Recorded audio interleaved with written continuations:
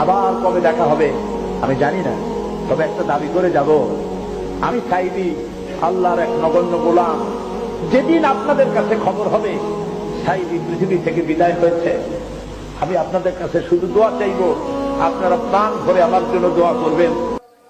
তাফসীর জগতের উজ্জ্বল নক্ষত্র, আল্লাহর কোরআনের পাখি, যেই নামটা শুধু বাংলাদেশে নয়, আল্লাহ রাব্বুল আলামিন তাকে এত সম্মানিত করেছেন, সারা পৃথিবীতে এই নামটা ছড়িয়ে গিয়েছে।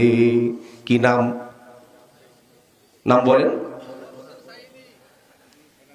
কি এমন একটা নাম, কণ্ঠে কি এমন জাদু রয়েছে, হাজার হাজার লাখ লাখ বক্তার মধ্যেও যদি ক্যাসেটে আওয়াজ বাজে তারপরেও চেনা যায় কি যায় না। ইকামতে দ্বীনের কর্মী ছিলেন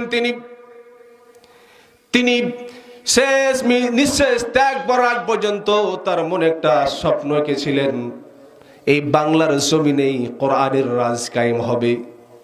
এই স্বপ্ন আকাঙ্ক্ষা এটা বাস্তবায়ন করতে গিয়ে জালিমের চোখে শত্রুতে পরিণত হয়ে গিয়েছে রে মুসলমান। যে বয়সে এমন একজন আলেম, এত সম্মানিত, এত মানুষের কাছে কদর, কিন্তু শেষ বয়সেও বালিশ ছাড়াই আল্লামা সাঈদী ঘুমিয়েছেন।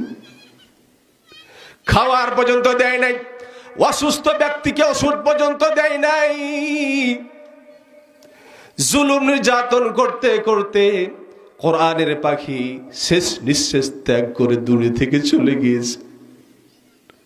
এই কোরআনের পাখির মতো যারা ইকামতে দ্বীনের কর্মী, তাদেরকেই বাংলার জমিন থেকে শেষ করে দেওয়ার জন্য পায়তারা করে।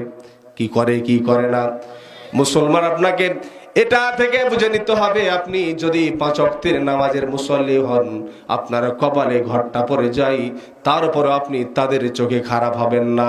কিন্তু আপনি যদি ইকামতে দ্বীনের কর্মী হন, আপনি যদি আল্লাহর কোরআনকে রাজ কায়েম করাতে চান, জমিনকে আল্লাহর হুকুম দিয়ে বাস্তবায়ন করতে চান, এই আন্দোলন করতে গিয়ে আপনি তাগুতের চোখে খারাপ হয়ে যাবেন।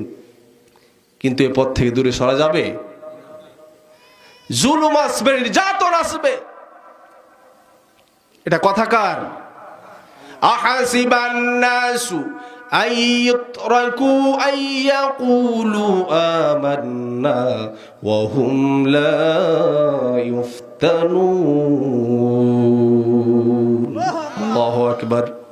আল্লাহ রাব্বুল আলামিন বলছেন, আহাসিবান নাস,